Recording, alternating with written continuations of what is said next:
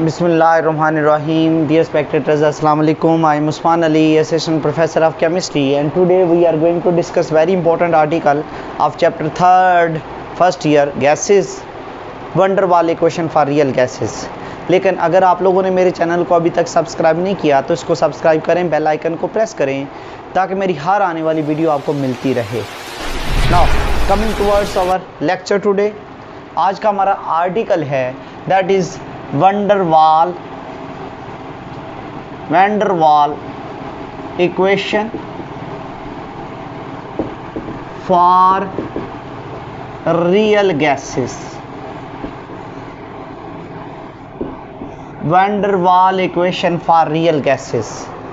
Dear students, इसकी हम history में भी जाएंगे, इस इक्वेशन को ड्राइव भी करेंगे, लेकिन पहले हम देखेंगे कि 1873 के अंदर van der Waals ने ये सोचा था कि दो पोस्टुलेट्स काइनेटिक मोलेकुलर थ्योरी के फॉल्स हैं. Number 1, there is no force of attraction between gas molecule and their actual volume is negligible as compared to total volume.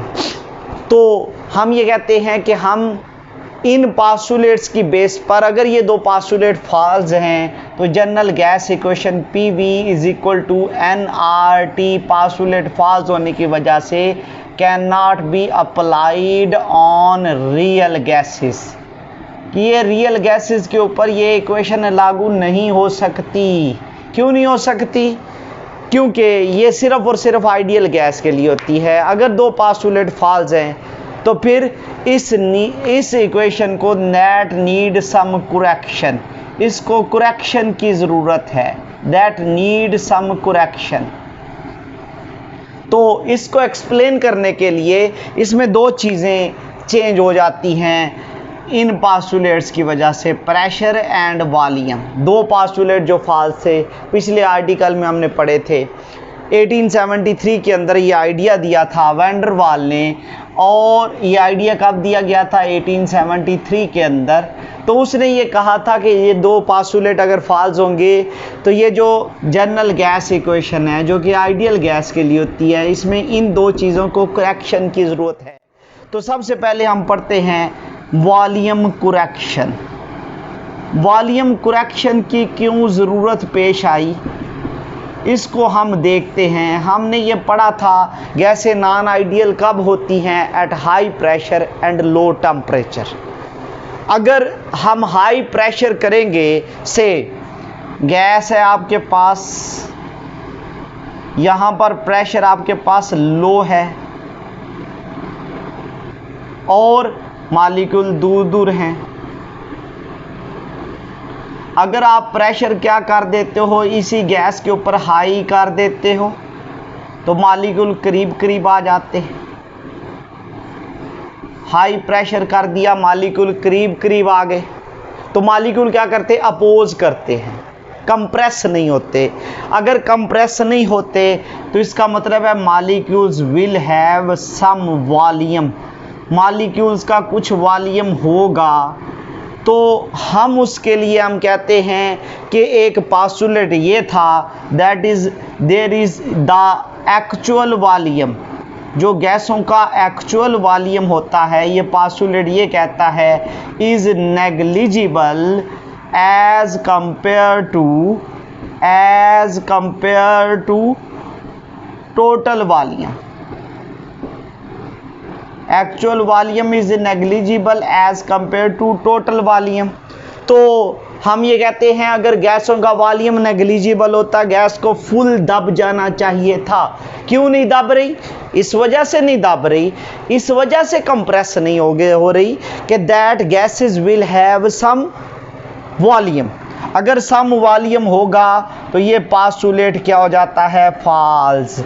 अगर ये पोस्टुलेट फॉल्स हो जाता है तो फिर हम ये कहते हैं कि वो वॉल्यूम जनरल गैस इक्वेशन में जो इस्तेमाल हुआ है इसको करेक्शन की ज़रूरत है. कैसे करेक्ट करेंगे? इसके लिए हम एक वॉल्यूम निकालते हैं that is called as excluded volume और इफेक्टिव वॉल्यूम. एक्सक्लूडिव वॉल्यूम और इफेक्टिव वॉल्यूम. ये क्या होता है? This is the volume of 1 mole of a real gas. ये किसी रियल गैस के 1 मोल का वॉल्यूम होता है किस पर? At highly compressed state. जब कोई भी गैस कंप्रेस्ड स्टेट में होती है तब गैस के 1 मोल का जो वॉल्यूम होता है उसको क्या बोलते हैं? एक्सक्लूडेड वॉल्यूम और इफेक्टिव वॉल्यूम रिप्रेजेंट बी से किया जाता है। और डियर स्टूडेंट्स, ये जो बी है इसका यूनिट होता है dm³ पर मोल SI यूनिट, dm³ पर मोल। ये आगे हम ड्राइव भी करेंगे। और ये किस पे डिपेंड करता है? It depend upon size of gas molecules.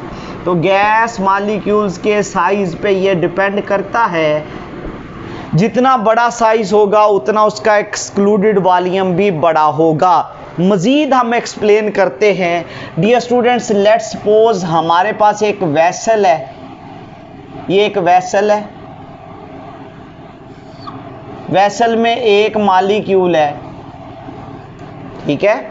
पहले ये कॉन्सेप्ट था सारी वेसल ही गैस हो भी तो खाली कंसीडर की जाती है, लेकिन अब कंसीडर नहीं की जाती। वंडरवाल कहता है मॉलिक्यूल्स का वॉल्यूम होता है से 1 मोल का वॉल्यूम है B है। तो फिर हम ये कहते हैं कि इस गैस में या इस वेसल में फ्री स्पेस कितनी है कि जिसमें वॉल्यूम या मॉलिक्यूल मूव कर सकता है। तो हम कहते हैं वेसल में जो फ्री स्पेस है V फ्री वो बराबर होगी वेसल का वॉल्यूम। पहले यही कंसेप्ट था, सारी वेसल ही फ्री कंसीडर की जाती है, सारी वेसल ही खाली कंसीडर की जाती है। अब ये कंसेप्ट है कि खाली जगह कितनी होगी। अगर मैं कमरे में अकेला खड़ा हूँ, मेरा वॉल्यूम होता है, तो कमरे में खाली जगह कितनी है? कमरे का वॉल्यूम माइनस मेरा वॉल्यूम। अगर मेरा वॉल्यूम ना होता तो सारा कमरा खाली कंसीडर होना था।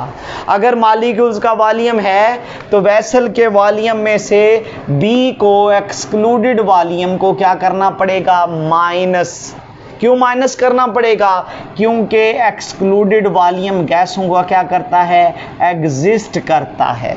और अगर आपके पास n मोल होंगे तो फिर V फ्री किसके बराबर होगा? V फ्री बराबर होगा V vessel minus NB।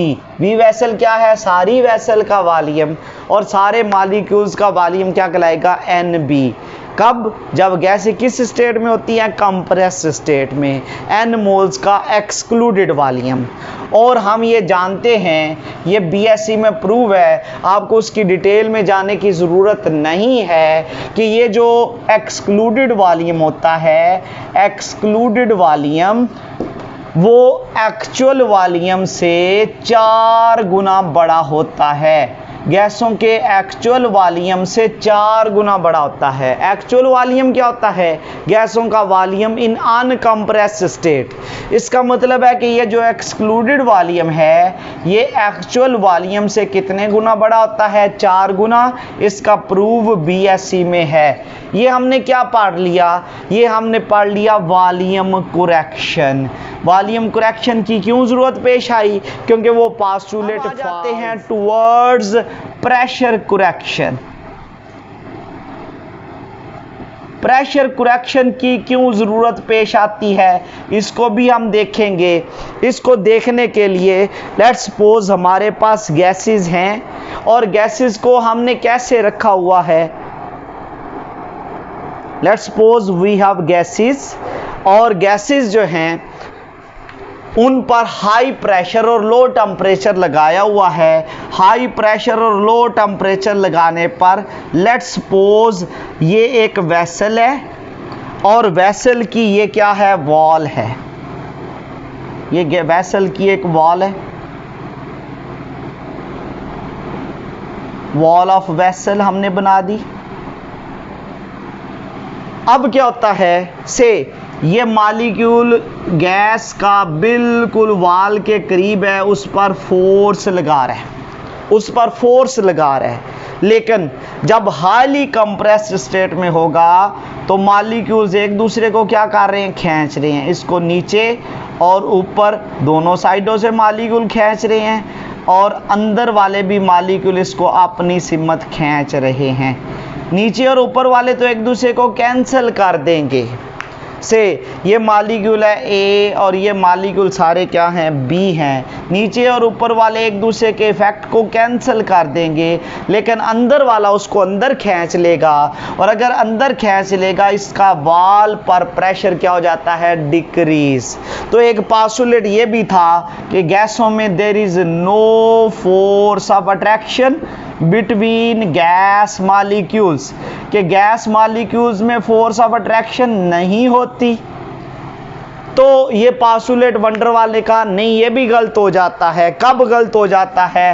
At high pressure and low temperature. High pressure और लो टेम्परेचर पर ये पॉस्टुलेट गलत हो जाता है, गैसों में फोर्स ऑफ अट्रैक्शन पैदा हो जाती है। से मैं वॉल पर जोर लगा रहा हूँ, मुझे दाएं बाएं खींचने लग जाए कोई फर्क नहीं पड़ेगा, लेकिन पीछे से कोई पकड़ के खींचने लग जाए तो मेरा वॉल पर प्रेशर क्या हो जाएगा? डिक्रीज हो जाएगा।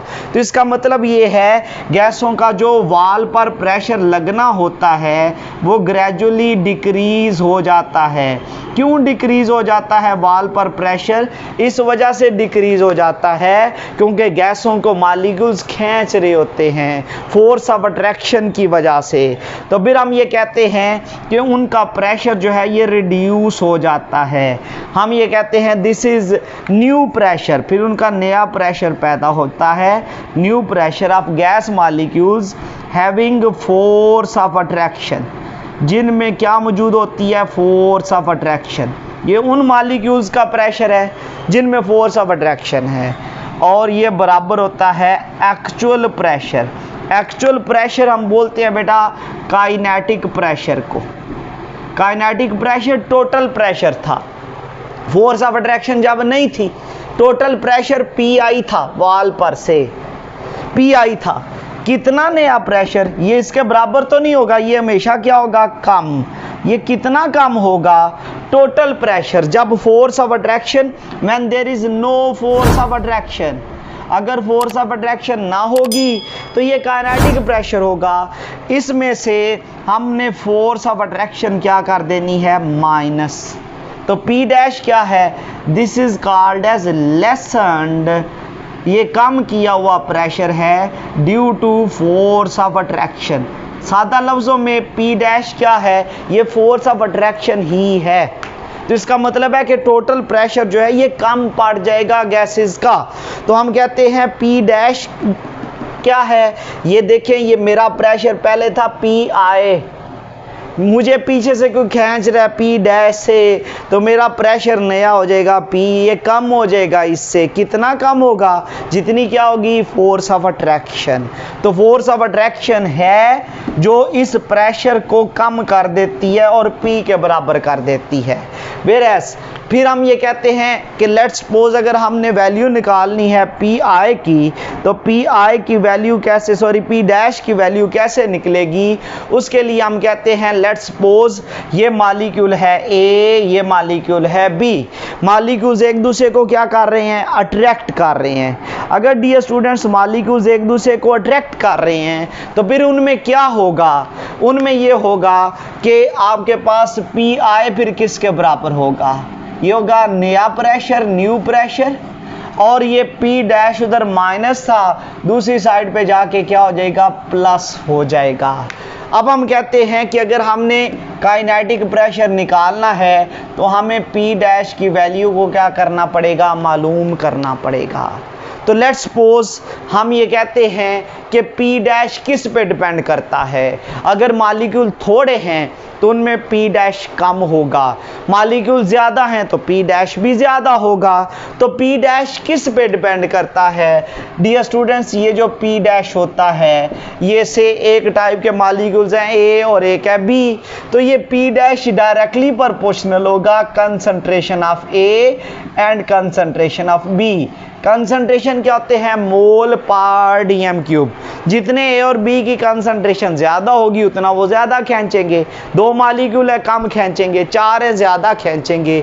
फिर हम ये कहते हैं कि ये जो आपके पास प्रोपोर्शनैलिटी है, इसको ख़त्म करना है। लेकिन हम कहते हैं कंसंट्रेशन क्या होती है, कंसंट्रेशन होती है number of moles per DM cube. तो फिर हम ये कहते हैं कि P डैश प्रोपोर्शनैलिटी अभी रहने देते हैं, कंसंट्रेशन की जगह लिख देते हैं number of moles per DM cube, moles के लिए n और डीएम क्यूब के लिए वॉल्यूम, ये भी हो जाएगा n/v। प्रोपोर्शनैलिटी ख़त्म करेंगे तो हमें कांस्टेंट लगाना पड़ेगा, और कांस्टेंट क्या होता है a, और n की जगह आ जाएगा n²/v², n²/v²। तो डियर स्टूडेंट्स, ये आ जाता है लेसन्ड प्रेशर, और यहाँ पर जो A इस्तेमाल हुआ है, A को क्या बोला जाता है, A is called as coefficient of attraction. इसको हम कोएफिशिएंट ऑफ अट्रैक्शन का नाम देते हैं। और कोएफिशिएंट ऑफ अट्रैक्शन जो होता है ये किस पे डिपेंड करता है, it depend upon polarity, depend upon polarity of gases. तो जितनी भी कोई गैस पोलर होगी उसका A ज़्यादा होगा, और नॉन पोलर होगी तो A कम होगा। B डिपेंड करता है किस पर, साइज़ पर, और A किस पे डिपेंड करता है, पोलैरिटी पे डिपेंड करता है। अब हम कहते हैं कि P डैश जो है उस इक्वेशन में P डैश की वैल्यू पुट की जाए तो फिर आपके पास काइनेटिक प्रेशर PI बराबर होगा किसके,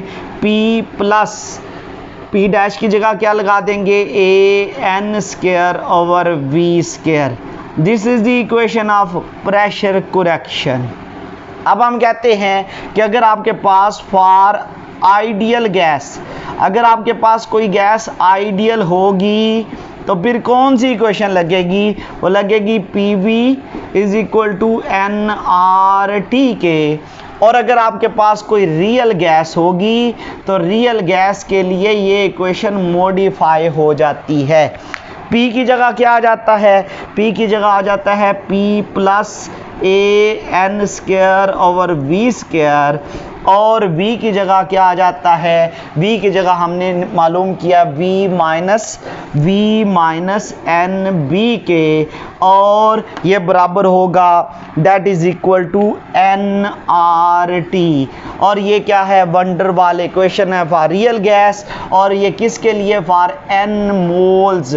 अगर रियल गैस के n मोल्स होंगे तो ये वाली इक्वेशन होगी n मोल्स, और अगर रियल गैस के 1 मोल हों तो फिर कौन सी इक्वेशन लगती है। अगर डियर स्टूडेंट्स इसी रियल गैस के 1 मोल ले लिया जाए, फॉर 1 मोल, अगर 1 मोल ले लिया जाएगा, नंबर ऑफ मोल 1 ले लिया जाए, तो फिर जहाँ जहाँ n है उसको हम 1 कर देंगे। अगर उसको 1 कर देंगे तो फिर आपके पास इक्वेशन बनती है P + A/V² into V - B = RT के, और ये वंडर वाले इक्वेशन है फॉर रियल गैस, किसके लिए, for 1 mole of real gas.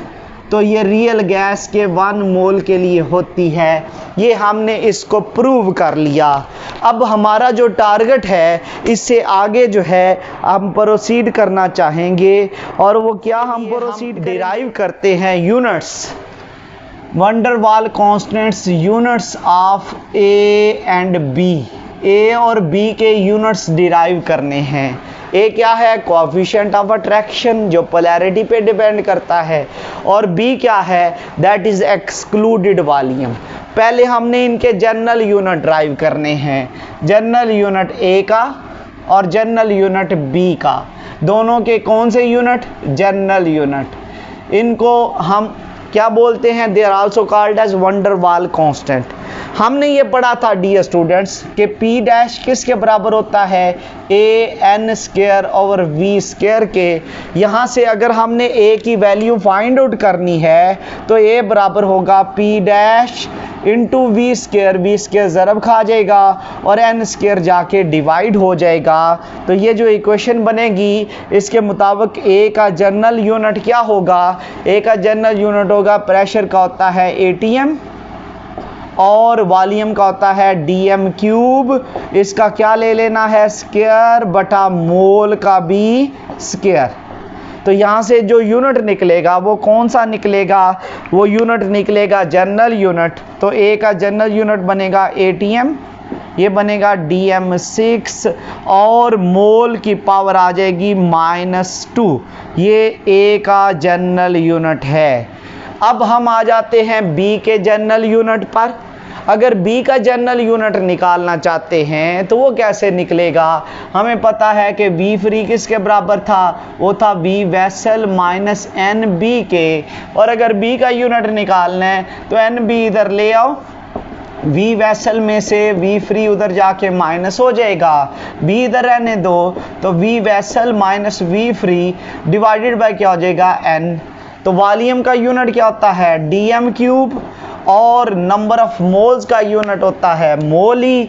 तो इसका मतलब है ये जनरल यूनिट आ जाएगा बी का DM³ पर मोल। ये दोनों के हमने जनरल यूनिट लिख दिए।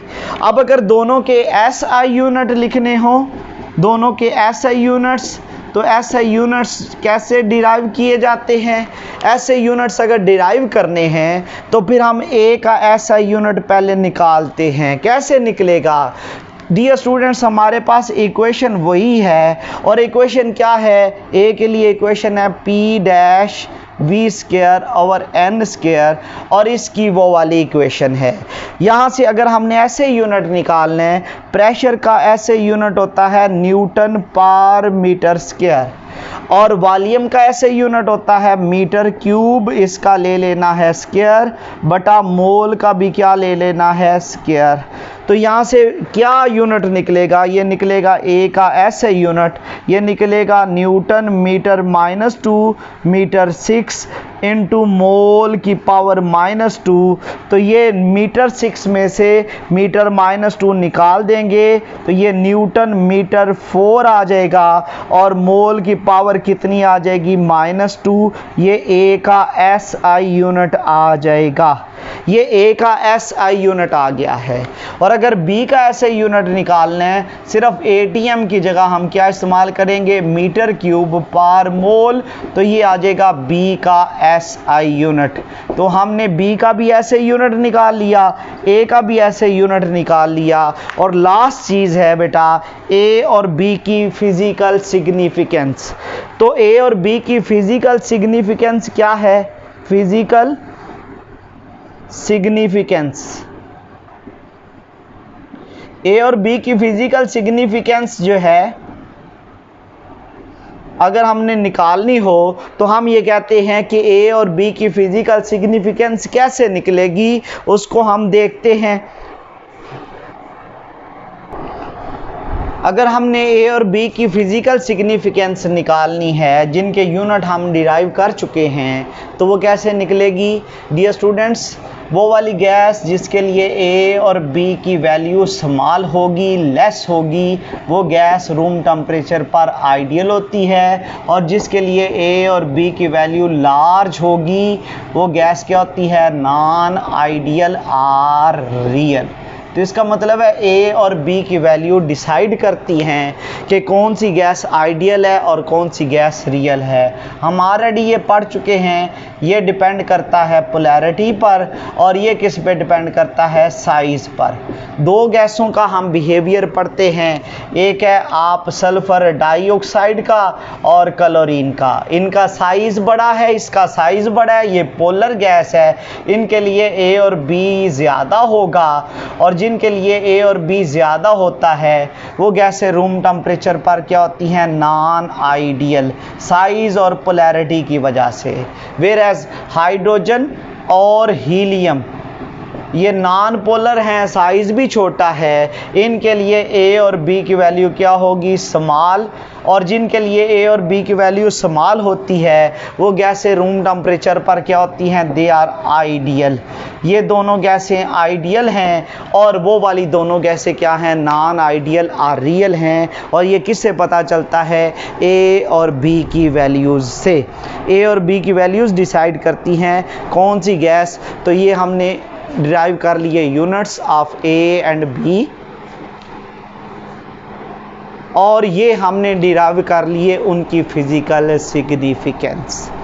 फिजिकल सिग्निफिकेंस भी डिराइव कर ली, यूनिट्स भी डिराइव कर लिए और वंडरवाल इक्वेशन भी हमने डिराइव कर ली।